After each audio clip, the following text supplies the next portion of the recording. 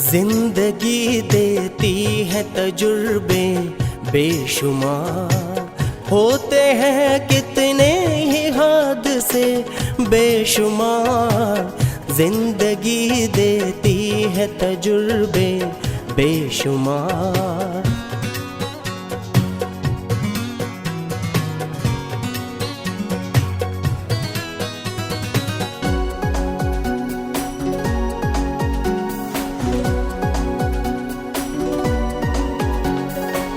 है मसरत की बरसात और गम कभी,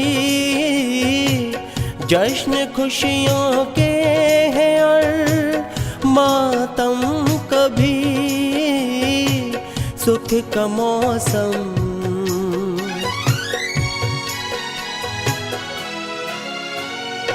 सुख का मौसम कभी, दुख का मौसम कभी।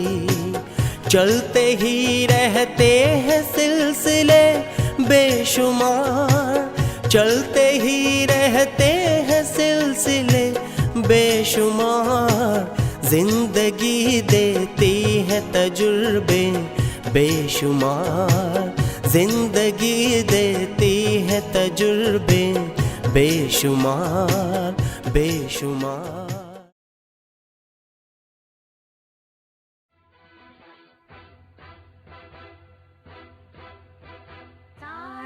जहाँ से अच्छा हिंदुस्तां हमारा, हम बुलबुले हैं इसकी, ये गुलसितां हमारा हमारा, सारे जहाँ से अच्छा। हो वेरी गुड। तो आप अपनी मनपसंद डॉक्यूमेंट्री देख रही है। क्यों, तुम्हें कोई ऐतराज है क्या? जानते हो, ये हमारे मुल्क के असली हीरो हैं, असली नेशनल हीरो। वो तुम्हारे फिल्मी हीरो जैसे नकली नहीं है। आई सी। तो हीरो में भी असली और नकली हुआ करते हैं? बिल्कुल होते हैं।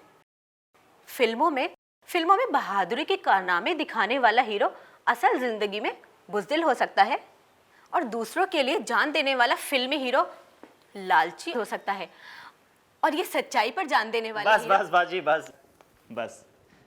गलती हो गया, मैंने आपको टोक दिया, माफ़ी चाहता हूँ। बात दरअसल ये है कि मैं जब भी अपने नेशनल हीरोज़ को देखता हूँ और आज की सियासत को, इन दोनों को देखकर मुझे बहुत दुख होता है बाजी, बहुत दुख होता है बाजी। दरअसल बात यह है कि मुझे अब सियासत से नफरत से होने लगी है। ये मत भूलो कि सियासत हमारी जिंदगी का एक अहम हिस्सा है। हम इससे दूर तो रह सकते हैं, लेकिन इससे कटके जुदा नहीं हो सकते। और फिर सियासत ही क्यों, दुनिया के किसी भी शोबे में अच्छे और बुरे दोनों लोग होते हैं। बुरे लोग शोबे को बदनाम करते हैं और उस पर बट्टा भी लगाते हैं। इसका मतलब ये नहीं कि हम उस शोबे को खत्म कर दें। अगर ऐसे किया जाएगा तो समाजी निजाम बिगड़ जाएगा। आप सच कहते हैं बाजी। आपको एक बात याद है, आज मेरे नौकरी का पहला दिन है। अच्छी तरह याद है। ये मुबारक दिन भला मैं कैसे भूल सकती हूँ। तो अब अपने हाथों को मेरे सर पर रख के दुआ ही दीजिए ना। फरीद, मेरी दुआएं हमेशा तुम्हारे साथ हैं। अल्लाह तुम्हें दिन दूनी रात चौगनी तरक्की दे, और तुम इसी तरह एक दिन एक आला अफसर बन जाओ। आमीन सुम्मा आमीन। अच्छा बाजी, अब इजाज़त चाहता हूँ। खुदा हाफिज। खुदा हाफिज।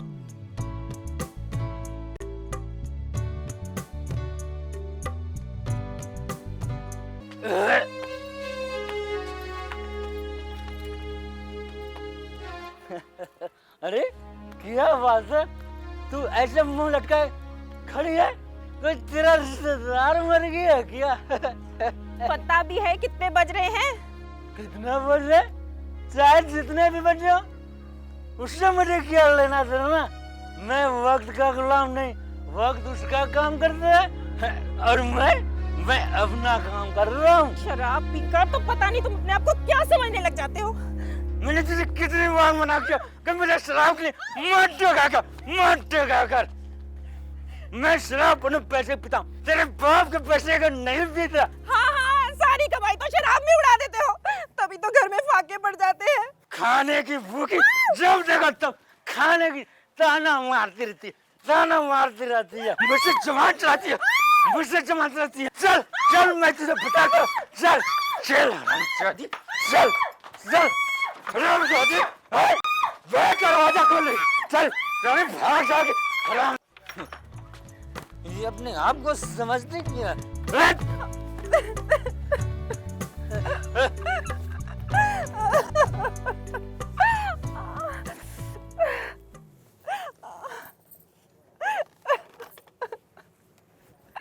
लक्ष्मी, मैं देख रही हूँ आजकल तुम्हारे घर से रोज चीख पुकारों की आवाजें आती हैं। क्या बात है? श्यामू तुम्हें रोज पीटता है क्या? ये कौन सी नई बात है जया? ये तो आए दिन होता ही रहता है। मुँह के हाथ टूटे। मेरे तो जी में आ रहा था कि मैं तुम्हें बचाने आऊं, पर तुम तो जानती ही हो कि श्यामू शराब पीने के बाद तो एकदम शैतान हो जाता है। मैं एक औरत को जानती हूँ जो तुम्हारी मदद जरूर करेंगी।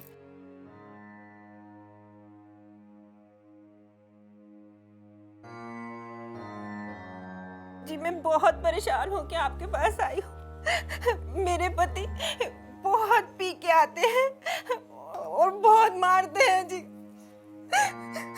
और कभी कभी तो इतनी शराब पीते हैं घर में खाने को नहीं होता। मैं तो बहुत परेशान हो गई हूँ जी, और इतने दिन फाकों में ही निकल जाते हैं। मैं बड़ी परेशान होके आई हूँ, मुझे तो समझ ही नहीं आ रहा कि मैं करूँ तो करूँ क्या। लक्ष्मी बहन, क्या तुम्हारे पति वाकई इतने जालिम हैं? ऐसे जालिम आदमी को तो सबक सिखाना चाहिए। जो औरत खुद अपना बचाव नहीं कर सकती, वो अपने पति को क्या सबक सिखाएगी? खुद को कमजोर समझना ही औरत की सबसे बड़ी कमजोरी है, और इसी कमजोरी का फायदा उठाकर मर्द उन पर हावी हो जाते हैं। यूं समझ लो, औरतें अपनी जंग लड़े बगैर ही अपनी हार तस्लीम कर लेती हैं। तो नसरीन आपा, आप ही बताइए, ये बेचारी क्या करे? सबसे पहले तो ये बेचारी लफ्ज बंद कर दो। ये बेचारी कैसे? मालिक ने हाथ, पांव, नाक, कान सब कुछ तो दिया है, तंदुरुस्ती दी है, दिमाग दिया है, फिर ये बेचारी कैसे? लक्ष्मी बहन, सबसे पहले तुम्हें अपने पैरों पर खड़ा होना होगा। पर मैं तो सिर्फ 4 क्लास ही पढ़ी हूँ, मुझे कोई नौकरी कैसे देगा? जरूरतमंद औरतों को रोजी मिले, इसके लिए भी हमारी तंजीम काम करती है। जैसे सिलाई का काम, जरदोजी का काम, और हम लोग अगरबत्ती और खाने पीने की चीजें बनाकर बेचते हैं। इनमें से तुम्हें जो कुछ भी अच्छा लगे तुम सीख सकती हो और अपनी रोजी खुद कमा सकती हो। आपका बहुत बहुत शुक्रिया नसरीन जी। अब मुझे लगता है कि मुझे मेरे पति के जुल्मों से छुटकारा मिल जाएगा। मगर ये तभी होगा जब तुम्हारे पति को सबक सिखाया जाएगा। सबक? कैसा सबक? मेरे पास ऐसी कई औरतें आ चुकी हैं जिनके शराबी शौहर अपनी बीवी की कमाई के पैसे छीन लिया करते थे, और तुम्हारे साथ ऐसा नहीं होगा इसकी क्या गारंटी है? अब इसके लिए मुझे क्या करना होगा? सबसे पहले अपने पति के खिलाफ रिपोर्ट दर्ज करवाओ। ये कैसे हो सकता है? क्यों नहीं हो सकता? अगर लोग मुझसे पूछेंगे कि अपने पति के खिलाफ केस क्यों दर्ज कराया, तो मैं क्या जवाब दूंगी? तुम उनसे कहना कि सबसे पहले इसकी शराब और मारपीट की आदत छुड़वा दो, मैं केस वापस ले लूंगी। फिर देखना लोगों के मुंह कैसे बंद हो जाते हैं। और तुम डरो मत, मैं हर कदम पे तुम्हारे साथ हूं।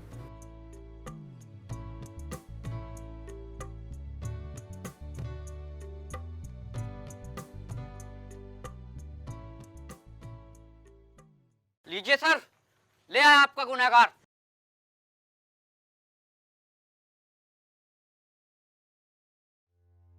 है बे? अब बता, कितनी जोर से मारता है? मैंने जितना जोर से मारा इतनी जोर से, या फिर इससे भी ज्यादा? हवलदार जी सर। खड़ा करो। चल। साहब मुझे माफ कर दीजिए, अब ऐसी गलती कभी नहीं होगी साहब। मैं वादा करता हूँ साहब, इस बार मुझे माफ कर दिए साहब। मुझे माफ कर दीजिए। ये क्या है? ये तो राखी है। हाँ, ये राखी है। ये राखी बांधी है तेरी बीवी लक्ष्मी देवी ने, यानी कि आज से वो मेरी छोटी बहन है। क्या? छोटी बहन? हाँ, छोटी बहन। और कोई भी मेरी छोटी बहन को सताए या फिर उस पर जुल्म करे या फिर उसे उस जानवर की तरह मारे पीटे तो मुझे क्या करना चाहिए? साहब मुझे माफ कर दीजिए, मुझसे भूल हो गई। ये पक्का वादा है साहब, अब मैं ऐसी गलती नहीं करूंगा साहब। पक्का वादा? पक्का वादा साहब, पक्का वादा है। लक्ष्मी बहन, मुझे लगता है इसको एक मौका जरूर देना चाहिए। इसलिए मैं तुम्हारी ये शिकायत दर्ज नहीं करा रहा हूं। इंस्पेक्टर साहब, ये शामू ना लातों का भूत है। इसको सीधे रास्ते पर लाना बहुत ही मुश्किल काम था, जो आपने आसान कर दिया। समझ में नहीं आता किन लफ्जों में आपका शुक्रिया अदा करूं। देखिए नसरीन आपा, ये शुक्रिया अदा करने की बात को लेके आप मुझे प्लीज शर्मिंदा मत करें। मुझे तो खुशी इस बात से है कि आपके किसी नेक काम में मैंने आपका साथ दिया।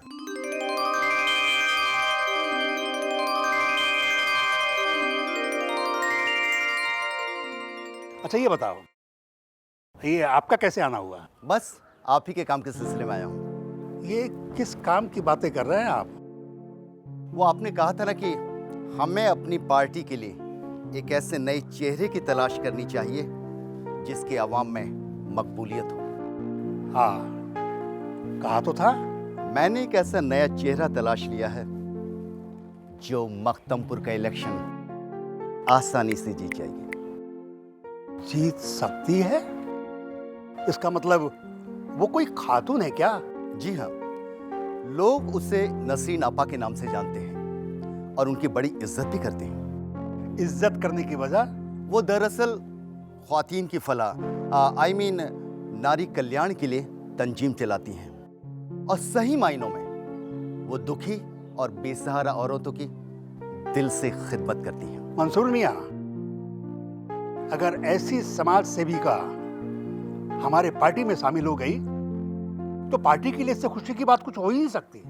लेकिन वो इलेक्शन में खड़ी होने के लिए राजी होंगी या ना होंगी, ये मैं अभी आपको यकीन के साथ नहीं कह सकता। आप फिक्र ना करें, आप सिर्फ उस खातून से मेरी मुलाकात करवा दें।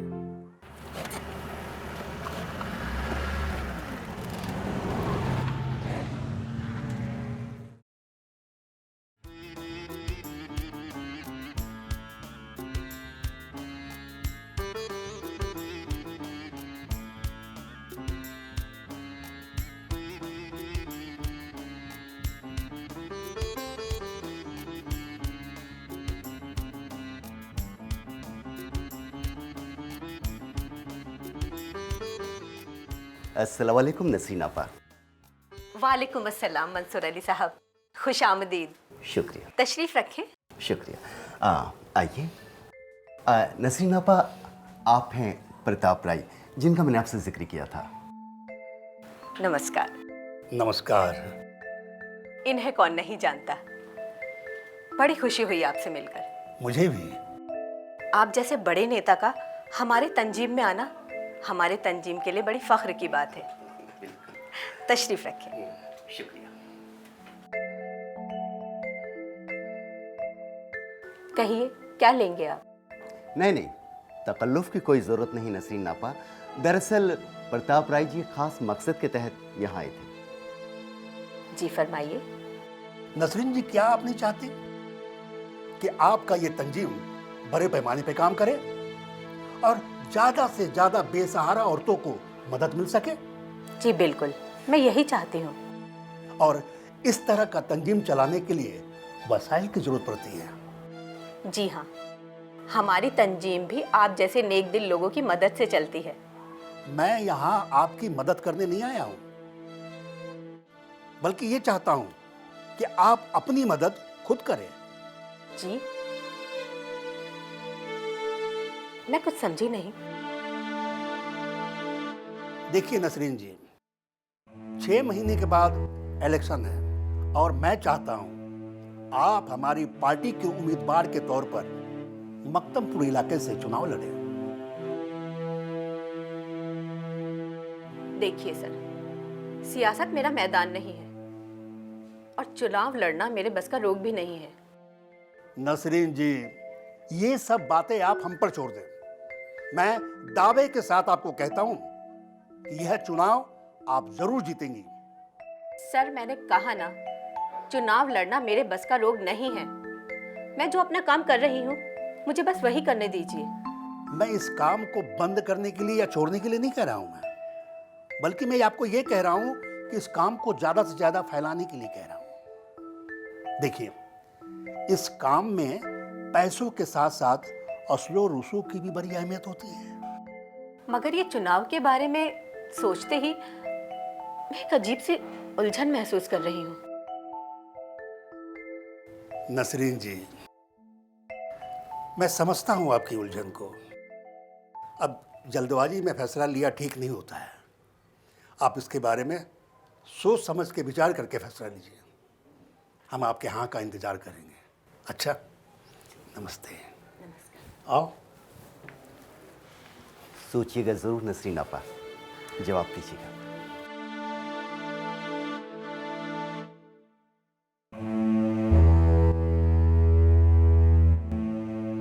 अरे ये तो कमाल हो गया बाजी।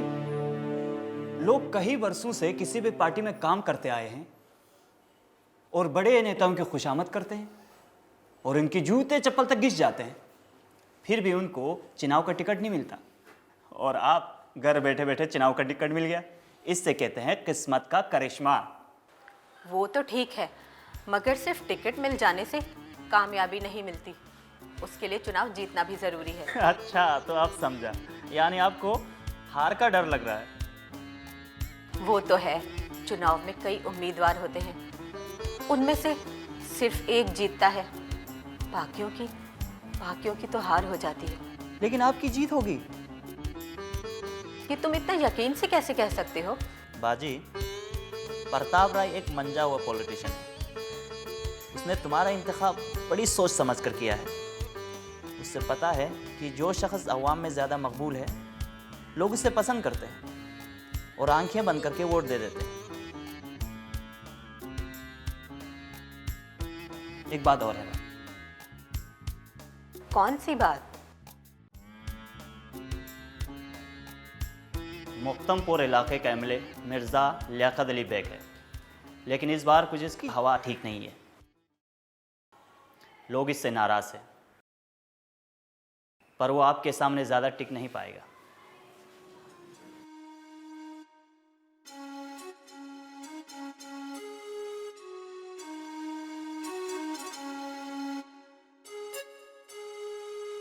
दोस्तों, आज मुझे इस बात की ऐलान करते हुए खुशी हो रही है, हमारे शहर की, समाज की एक सच्ची खादिम नसरीन जी हमारे पार्टी के साथ जुड़ रही है, हमारे पार्टी में शामिल हुई है। इसके लिए मैं दिल से खुशी इजहार करता हूं। अपने ओर से, अपनी पार्टी की ओर से और आप सब की ओर से नसरीन जी का स्वागत करता हूं। लीजिए सर।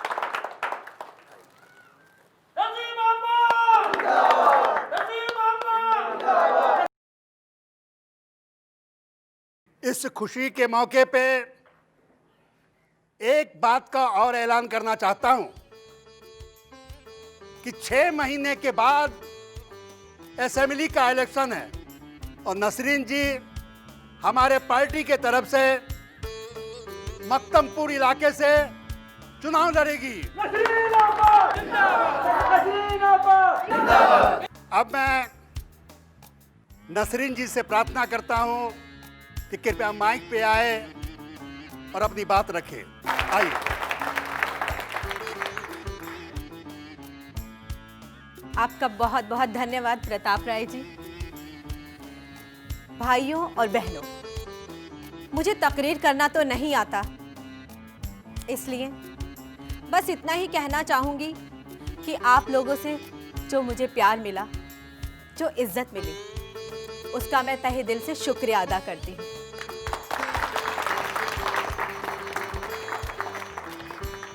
और साथ ही ये भी यकीन दिलाती हूँ कि आप लोगों ने जो मुझ पर भरोसा किया है, जो मुझ पे यकीन किया है, उसको पूरा करने के लिए मैं हर मुमकिन कोशिश करूंगी। नसरीन आपा! नसरीन आपा! आप सबका बहुत बहुत धन्यवाद।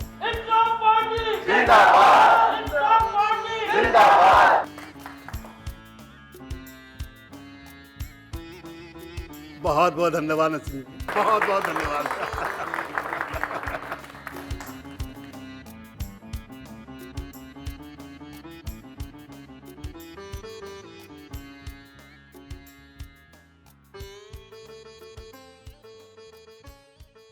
क्या हम अंदर आ सकते हैं मोहतरमा? मिर्जा बेग साहब, आप? लगता है आपको हमारा आना अच्छा नहीं लगा। नहीं नहीं, ऐसी कोई बात नहीं है। आइए तशरीफ रखिए। जी, बहुत बहुत शुक्रिया आपका। जी फरमाइए, कैसे आना हुआ? सबसे पहले तो आपको हमारी तरफ से बहुत बहुत मुबारकबाद। मेरी तरफ से भी आपको बहुत बहुत मुबारकबाद। किस बात की मुबारकबाद? अरे भाई, चुनाव में टिकट मिला है आपको, और किस बात की मुबारकबाद? इसीलिए तो आए हैं हम आपके पास। मेरी तरफ से भी आपको बहुत बहुत मुबारकबाद। शान आलम साहब, ज़रा मोहतरमा से हमें ज़रूरी गुफ्तगू करनी है। आप कुछ देर बाहर इंतज़ार कीजिएगा, हम अभी आते हैं। ओके?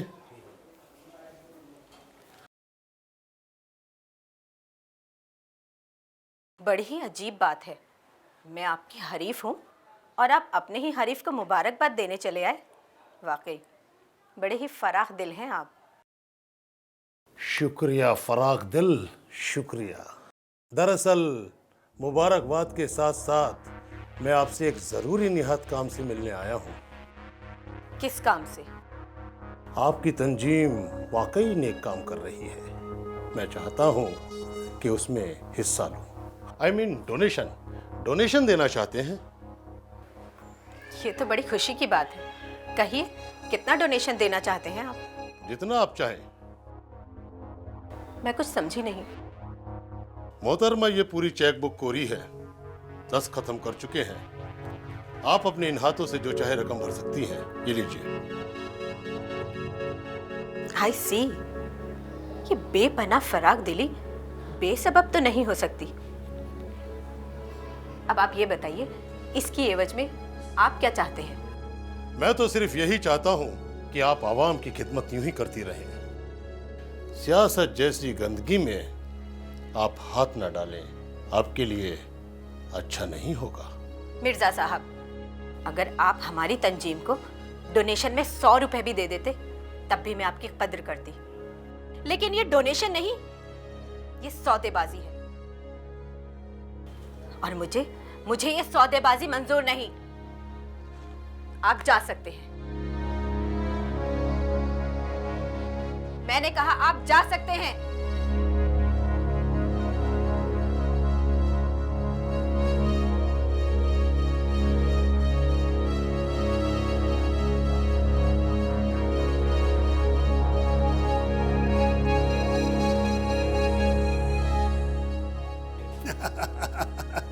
ये लीजिए। शुक्रिया।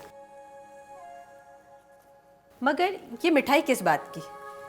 नसरीन जी, अब आप हमारी पार्टी की मेंबर बन गई हैं। अब जब भी आपसे मुलाकात होगी, मिठाई के डब्बे के साथ मुलाकात होगी। तशरीफ रखें। आप भी आइए। जी फरमाएं।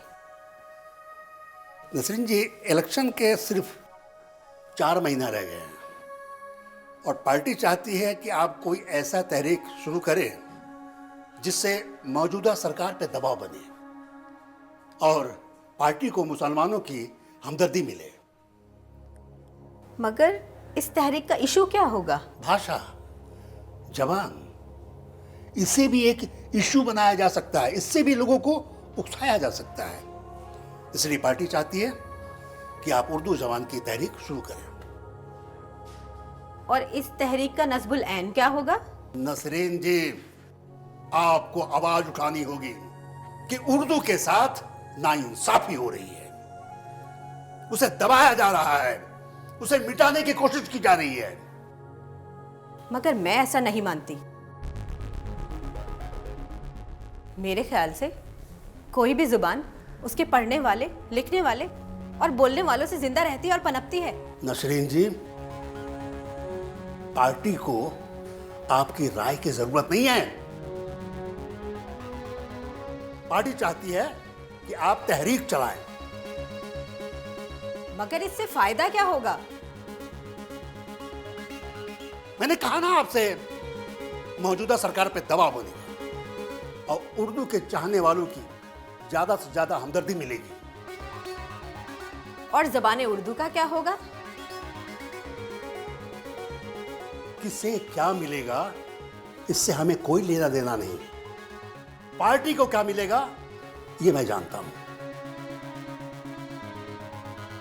आप बस उर्दू की तहरीक शुरू करें। माफ़ कीजिएगा सर, मुझे ऐसा लगता है जो मेरा दिल गवारा नहीं करता, मुझे वो करने के लिए कहना पड़ रहा है। मुझे भी कई बार ऐसे काम दिए जाते थे जो मुझे गवारा नहीं लगता था, मुझे कबूल नहीं था, लेकिन करना पड़ता था। तस्रीन जी, पार्टी का असूल है, पार्टी का दिया हुआ काम करो या पार्टी छोड़ के चले जाओ। वाकई बहुत बढ़िया उसूल हैं आपके।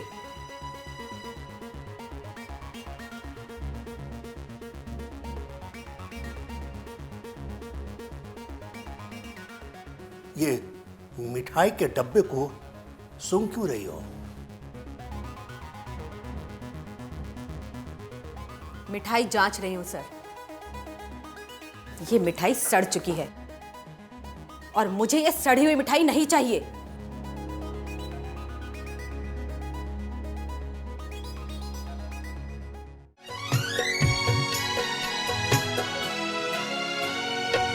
फिर भी एक बात हरगिज़ ना ये भूलना, अश्क के साथ है कहे बेशुमार, अश्क के साथ है कहे बेशुमार, जिंदगी देती है तजुर्बे बेशुमार, जिंदगी देती है तजुर्बे बेशुमार, बेशुमार, बेशुमार, बेशुमार, बेशुमार।